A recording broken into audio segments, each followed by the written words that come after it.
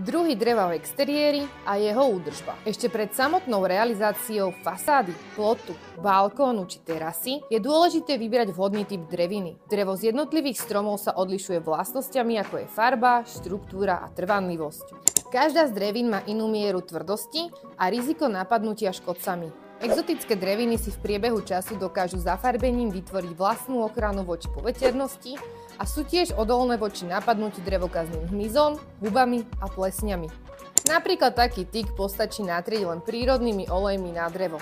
Naopak na smrek a borovicu ako málo odolnú drevinu je nutné okrem vrchného náteru s určitosťou použiť aj impregnačný základ na drevo. Impregnačný základ ochráni málo odolnú drevinu voči plesniam, hubám a drevokaznému hmyzu. Breza a buk sú najmenej odolné dreviny a do exteriéru sa neodporúčajú. Pre viac tipov nám dajte follow a sledujte nové videá.